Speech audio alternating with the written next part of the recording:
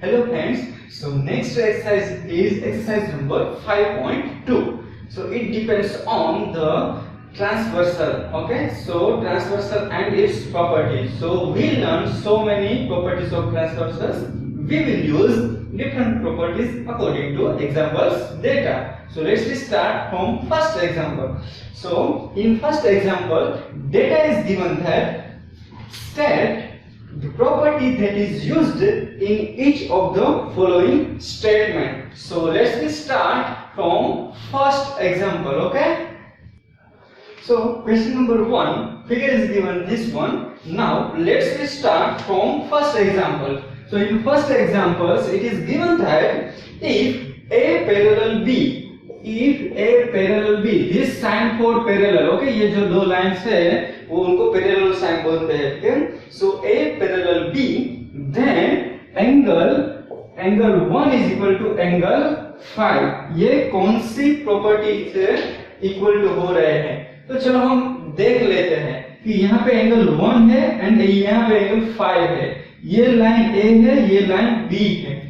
दोनों parallel line होगी और कोई ट्रांसवर्सल लाइन है तो ट्रांसवर्सल लाइन से जो करस्पॉन्डिंग एंगल्स बनते हैं वो एग्जैक्टली सेम होते हैं मेजरमेंट. ठीक है, इक्वल टू होते हैं. सो यहाँ पे ये दो पैरेलल लाइंस हैं, यहाँ पे दिया भी गया है A पैरेलल B एंड ये ट्रांसवर्सल लाइन है.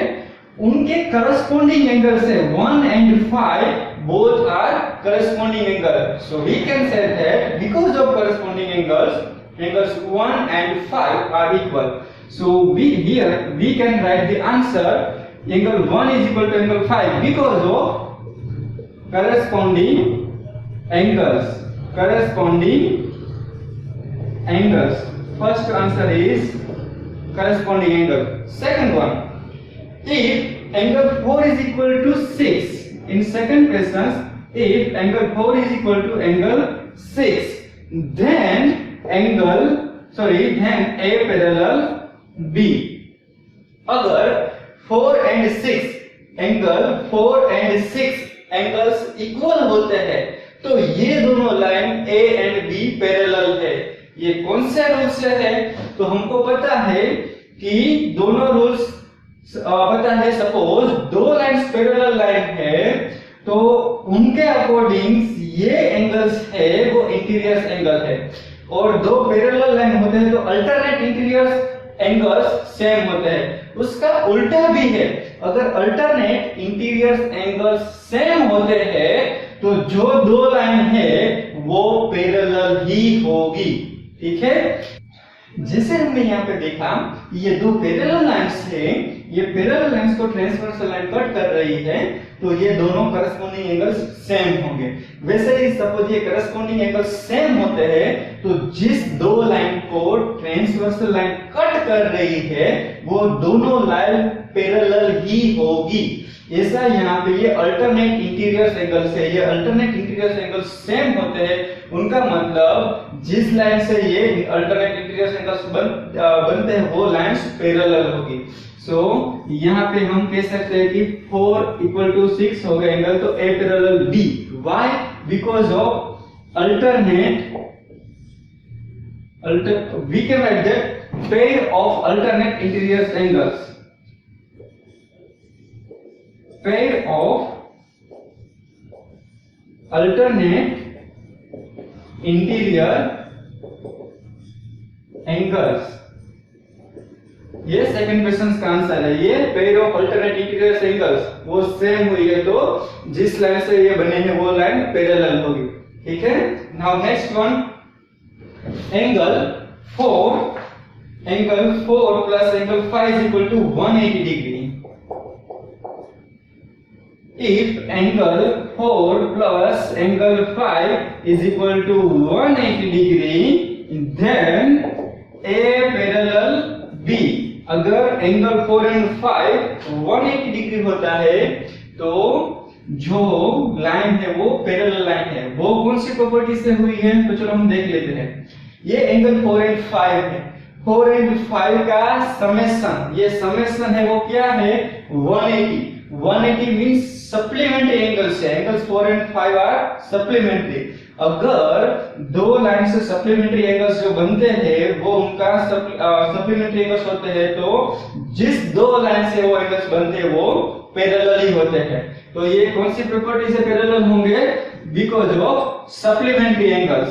सो दिस कॉल्ड सप्लीमेंट्री एंगल्स, और we can say that interior angles on the same side of transversal. याद आ रहा है कुछ हमने थियरी में पढ़ा था कि अगर एक साइड में जो ये दोनों एंगल है वो कैसे बोलते हैं, तो कि इंटीरियर एंगल्स इनसाइड है, तो interior angles on the same side of transversal. और उनका दूसरा भी नेम था, दूसरा नेम क्या था? को इंटीरियर एंगल्स। अगर आपको याद होता तो हम लिख सकते हैं कि इंटीरियर एंगल्स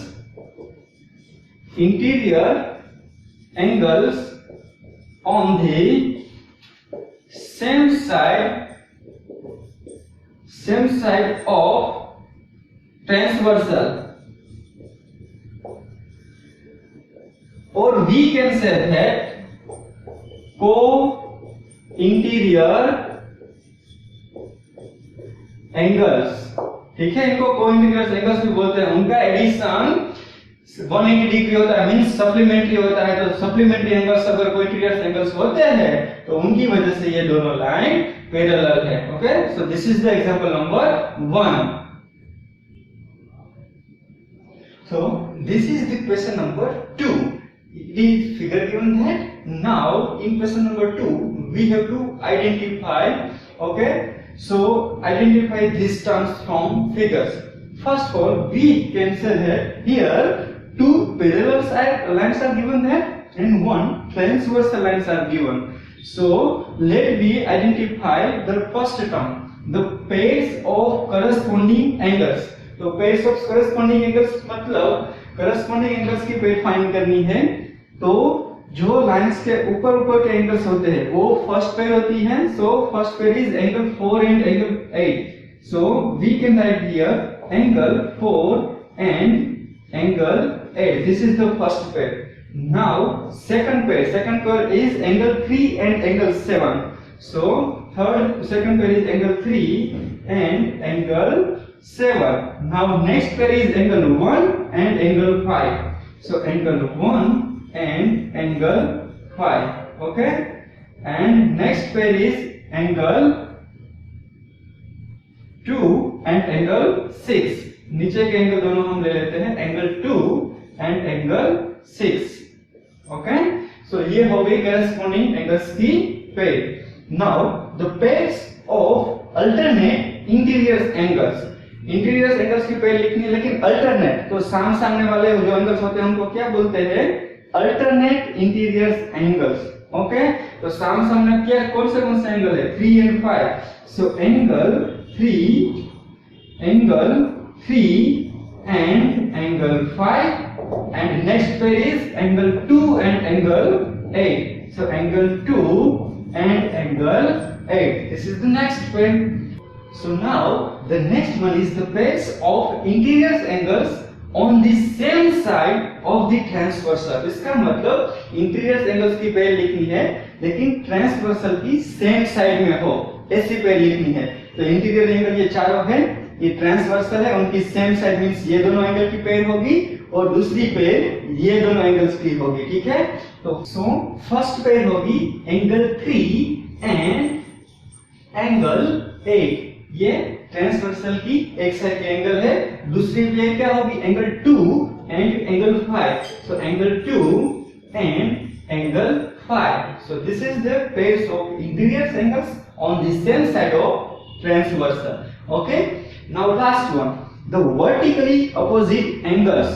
हमको वो पेयर लिखनी है, वो मींस एंगल्स लिखने हैं अपोजिट, वर्टिकली अपोजिट। तो सामने एंगल्स होते हैं उनको क्या बोलते हैं? Vertically opposite angles. So let's start from here.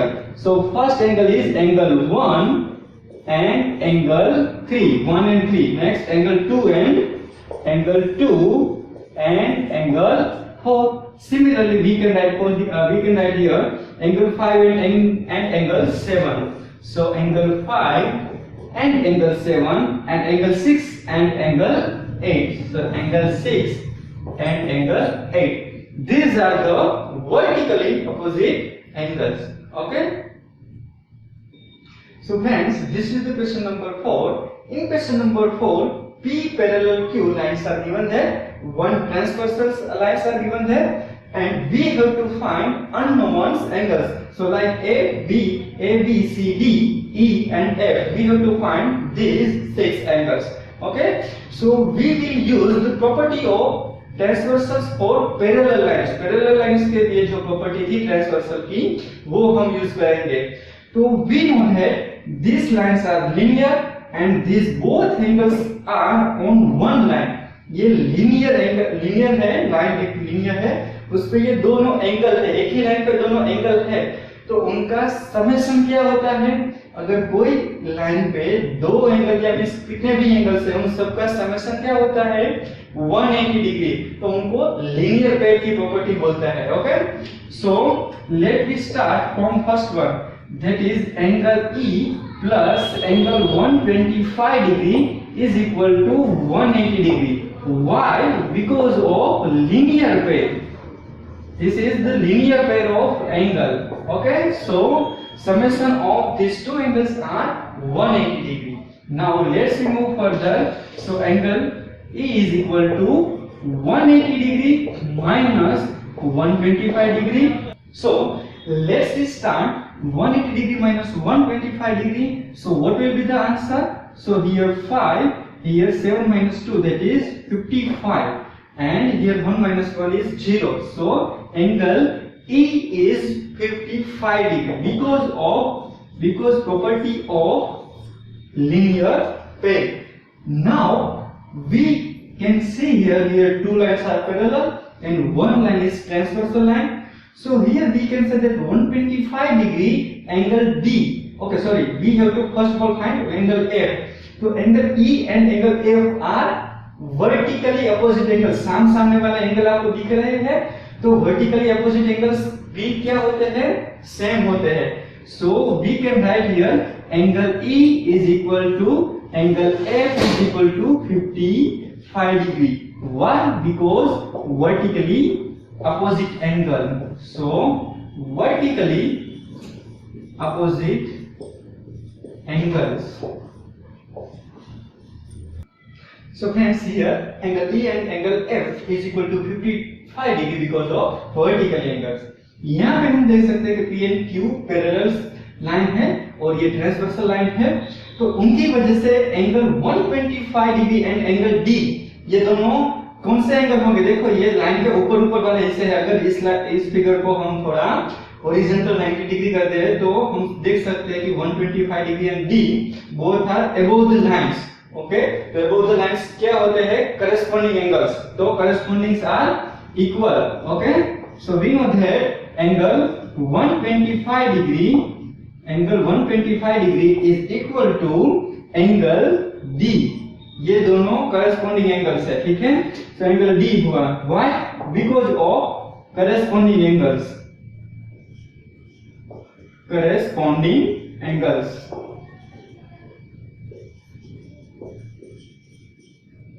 So these are the corresponding angles. Similarly, here we can think for angle E and angle A. Both are same because of corresponding angles. So angle E is equal to angle A. But what is angle E? तो हमको angle E मिल गया है. Angle E कितना मिला है? 55 degree. So therefore 55 degree is equal to angle A. Because why? Because of corresponding angle. Corresponding angles. और friends यहाँ पे हम देख सकते हैं कि A एंड D दोनों एंगल्स मिल गए हैं. तो B एंड C, A के सामने C एंगल है, D के सामने B एंगल है, तो ये दोनों कैसे होंगे? Vertically opposite angles. ये दोनों भी क्या होगा? Vertically opposite angles. So therefore here we can write angle A is equal to angle C is equal to angle A क्या मिला हमको? Angle A 55 degree. So angle A is equal to angle C is equal to 55 degree, and next one is D equal to B.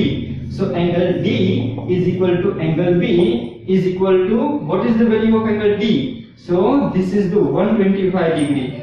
So here 125 degree. Why? Because of vertically opposite angle. दोनों angles की pair है वो vertically opposite angles. Vertically opposite angles. So that's why we can write both angles are same. Okay, because of vertically opposite angles. Okay, so this is the question number 3. So friends, this is the question number 4. In question number 4, there are two figures. We have to find unknown values x. Okay, हमको x find करनी है. तो चलो x find करते हैं. यहाँ पे 110 degree angle दिया गया है, हमको x वैल्यू फाइंड करनी है. ठीक है. सो फ्रेंड्स, पहले हम ये एंगल फाइंड कर लेते हैं. दूसरी मेथड से भी आप फाइंड कर सकते हो, जरूरी नहीं कि यही मेथड से फॉलो करना है. चलो ये एंगल फाइंड कर लेंगे तो ये दोनों एंगल लीनियर पेयर हो जाएगा, तो हमको इजीली आंसर मिल जाएगा. ठीक है. सो 110 और ये एंगल के बीच में रिलेशन क्या है आपको पता है. चलो सपोज इस एंगल को हम y ले लेते हैं, ये एंगल को हम सपोज y ले लेते हैं. ठीक है. तो एंगल y एंड 110 ये दोनों एंगल्स क्या होंगे, एग्जैक्टली इक्वल एंगल होंगे. why? Because of corresponding angles. ये L and M parallel line है, ये ट्रांसवर्सल लाइन है. So because of parallel lines transversal, angle 110 is equal to angle y. So angle y is equal to angle 110 degree.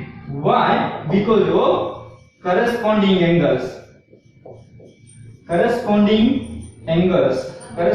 angles की वजह से ये दोनों angles same है. अभी y की वैल्यू हमको 110 डिग्री मिल गई. अभी दोनों एंगल का समेशन क्या होगा, 180 डिग्री. Why? Because एक ही लाइन पे ये दोनों एंगल्स है, सो लीनियर पेयर की वजह से ये दोनों एंगल का एडिशन 180 डिग्री होगा. So we can write here angle y plus angle x is equal to 180 degree. ये दोनों का एंगल 180 डिग्री है. क्यों? Because of linear pair. So because of linear pair, here we can take summation of these two angles are 180 degree. So angle y is equal to 110 plus angle x is equal to 180 degree. Now let me move 110 degree into right hand side. So angle x is equal to 180 degree minus 110 degree. So what will be the answer? Answer is 70 degree. So this is the answer. Now let me move on second figure. Friends, यहाँ पे भी ये L and M line parallel दी गई है. Example में data में L parallel M. Okay. Now we can see here these lines cut these two parallel lines. So parallel lines के ये ऊपर के एंगल है, आप देख सकते हो ये दोनों parallel lines है, उसके दोनों के ऊपर के एंगल है. यहाँ पे जो 80 डिग्री दिया गया है वो सिर्फ कंफ्यूजन करने के लिए है, आपको यूज नहीं करना है. ठीक है. सो हम देख सकते हैं कि ये 100 डिग्री एंड x डिग्री दोनों पैरेलल लाइन के ऊपर के एंगल से अगर इनको 90 डिग्री आप रोटेट कर दो तो ये आपको पता चलेगा कि ये हॉरिजॉन्टल लाइन के ऊपर के एंगल्स है. तो ऊपर के एंगल्स को क्या बोलते हैं, करस्पॉन्डिंग एंगल्स. दो पैरेलल लाइन के ऊपर अगर करस्पॉन्डिंग एंगल्स है तो वो सेम ही है. तो हम यहाँ पे डायरेक्टली आंसर लिख सकते हैं कि angle x is equal to 100 degree because of corresponding angles.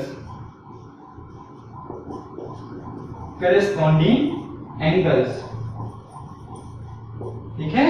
So this is the answer, corresponding angle. Okay. So next question is question number 5. In question number 5, data is given that like this one, angle ABC and angle DEF. Friends, ये दोनों line है वो parallel line हमको दिख रही है. Similarly ये दोनों लाइन है वो भी पैरेलल लाइन है. ठीक है. डेटा में दिया गया है कि angle ABC is equal to 70 degree. ये जो एंगल है वो हमको 70 डिग्री डेटा में दिया गया है. We have to find angle DGC. We have to find angle this one. Okay, this one. So friends, हम फर्स्ट एंगल के लिए थोड़ी देर के लिए ये लाइन हम इरेज कर डालते हैं, ये लाइन हम भूल जाते हैं. तो फ्रेंड्स हम यहाँ पे देख सकते हैं कि ये दो लाइन है वो पैरेलल लाइन है और इसको ये जो रे है वो इंटरसेक्ट कर रहा है। ठीक है, दोनों लाइन को इंटरसेक्ट कर रहा है।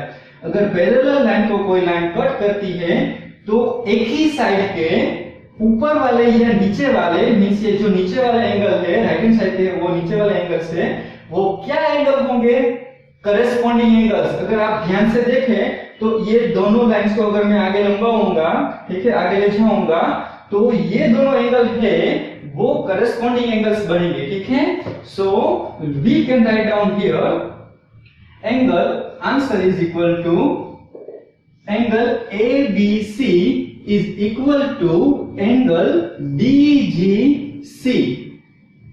DGC, why? Because of corresponding angles. This is corresponding angles. Okay, so that's why angle ABC is equal to 70 degree. So here we can write down 70 degree is equal to angle DGC. So this is the first answer. Now let me draw again this line. Now let me draw again this line. So here it becomes look like this. These two lines are now parallel lines. Now let me remove this part. Let me remove this part, and we know that this angle's value is 70 degree. So now we can easily find out these angles. We have to find second angle DEF. So this one is DEF. We can find out these angles easily. Why? Because these two lines are parallel lines and one intersecting line, which transversal line. One transversal lines are here. So 70 degree and these angles both are equal. Why? ये दोनों parallel line के ऊपर के angle है, तो ऊपर के angle ये दोनों क्या होते हैं, करस्पॉन्डिंग एंगल्स। तो ये भी करस्पॉन्डिंग एंगल्स दोनों हुए। ठीक है, so we can directly write down angle DEF is equal to angle, ये कौन सा एंगल है, DGC। So is equal to angle DGC। Why? Because of corresponding angles, because of corresponding angles. Okay, so therefore angle DEF DGC क्या मिला था, 70 degree. ठीक है, so ये भी 70 डिग्री आंसर आएगा। So this next one is DEF is equal to 70 degree. Why? Because of corresponding angles properties. दो parallel line के ऊपर के एंगल भी corresponding angles होते हैं, नीचे के एंगल्स भी corresponding होते हैं। ठीक है, so this is the answer. So friends, this is the next question, question number 6. Here some figures are given that we have to check whether the line L and M are parallel or not. हमको यहाँ पे जो figure है उसमें L and M line parallel है या नहीं वो चेक प्रॉपर्टीज के हिसाब से करनी है, क्योंकि करस्पॉन्डिंग एंगल्स होंगे तो वो सेम होंगे, corresponding interior angles on the same side हो गए तो वो एंगल्स का एडिशन है वो 180 डिग्री होगा। ऐसे हमको अलग अलग डिफरेंट प्रॉपर्टी यूज करके हमको फाइंड आउट करना है। So let's me start from this first one. So here two angles are given है। Here two angles are interior angles on the same side of the transversal. ये transversal line है, ये दोनों line L and M line है, ये transversal की एक side के एंगल है। अगर ये लाइन पैरेलल होगी तो दोनों एंगल का एडिशन है वो 180 डिग्री आएगा। ठीक है, so let me check it here 126 degree plus 44 degree. So what will be the answer? So here we can check here 6 plus 4 0 1 3 2 plus 3 3 plus 4 that is 7 and 1, so 170 degree. So it is not equal to 180 degree. Why? Here both angles are, we can write down reason. It is L and M is not parallel. L and M are not parallel lines. Why? Because because ये दोनों angle है वो interior circle है और transversal की एक side के है। So interior angles on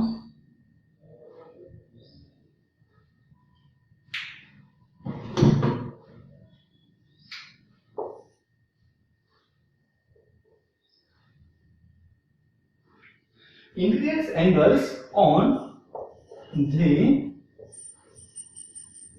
same side of transversal are not supplementary angles। ये supplementary angles नहीं है। supplementary angles means दोनों एंगल्स का एडिशन 180 डिग्री होना चाहिए, तो ये सप्लीमेंट्री एंगल्स नहीं है। दोनों एक साइड के एंगल्स है वो सप्लीमेंट्री एंगल्स नहीं है। That's why line L and M are not parallel। ठीक है, let's we move for second example. So here in second example we can see here two lines L and M are given there and one transversal line is there। हम देखते ही बता सकते हैं कि ये line parallel line नहीं है, पर फिर भी चेक करनी होती है। ठीक है, प्रूव करना होता है। तो ये 75 डिग्री और ये दोनों एंगल्स लीनियर एंगल हो गए, तो पहले ये एंगल्स फाइंड कर लेते हैं। चलो, तो ये एंगल को चलो हम कोई एंगल सपोज कर लेते हैं Z। ये एंगल Z है। ठीक है, सो ZN + 75 बोथ आर, ये दोनों एंगल का एडिशन कितना होगा? ZN 75 degree = 180 degree. Why? Because of linear peg. ये लीनियर पेग की वजह से दोनों एंगल का एडिशन होगा 180। एक ही लाइन पे ये दोनों एंगल है तो लीनियर पेग बोलते हैं। तो what will be the value of angle Z? So Z = 180 degree minus 75 degree। So what will be the answer? So here answer is 105 degree। Now we can see here ये transversal line है और ये दोनों line को transversal line cut कर रही है। Transversal line cut कर रही है तो दोनों लाइन के ऊपर के जो एंगल है वो करस्पॉन्डिंग एंगल है। तो ZN ये 75 डिग्री वो करस्पॉन्डिंग एंगल है। ठीक है, so corresponding angles are not same. यहाँ पे Z की वैल्यू 105 डिग्री है एंड यहाँ पे 75 डिग्री है। So we can write here Z is not equal to 75 degree। Okay, ये 75 डिग्री जो है ये दोनों एंगल सेम नहीं हो रहे हैं। So we can write that L is not parallel to M। Why? Because corresponding angles are not equal। Okay, ये करस्पॉन्डिंग एंगल है वो इक्वल नहीं हुए हैं, इसलिए हम कह सकते हैं कि ये पैरेलल लाइंस नहीं है। ओके, सो अभी हम नेक्स्ट फिगर के लिए देखते हैं। चलो, so for figure 3 here we can see that here 57 degree L and M line are given there, here 123 degree and यहाँ पे अगर ये 57 डिग्री है उनका करस्पॉन्डिंग एंगल ये होगा। ठीक है, तो ये एंगल हम चलो पहले फाइंड कर लेते हैं। ये यहाँ पे 123 डिग्री दिया गया है तो ये सपोज हम एक्स एंगल ले लेते हैं, तो ये दोनों एंगल्स क्या होंगे? ये दोनों एंगल्स लीनियर एंगल हो गए। ठीक है, तो लीनियर पेयर हो गए तो उन दोनों एंगल का एडिशन क्या आएगा? 180 डिग्री। तो उसकी मदद से हम x फाइंड कर सकते हैं। So first let me find angle x plus angle 123 degree is equal to 180 degree. Why? Because of linear pair। Because of linear pair, ये linear pair है तो उसके ऊपर से हमको x की वैल्यू मिल जाएगी। x is equal to 180 degree minus 123 degree. So what will be the answer? 7 minus 2 that is 57 degree। So here x is equal to 57 degree। Now friends, here we can say that x is equal to 57 degree and यहाँ पे भी 57 degree है। तो आप देख सकते हैं कि ये दोनों लाइन के ऊपर के एंगल है। तो ऊपर के एंगल है वो क्या एंगल होते हैं? Corresponding angles. तो दोनों corresponding angles are same, corresponding angles यहाँ पे सेम आए तो दोनों लाइन कैसी होगी, दोनों लाइन पैरेलल होगी, ठीक है। So here we can write है that's why L is equal to, sorry, L not equal to but L parallel to M. Why? Because of corresponding angles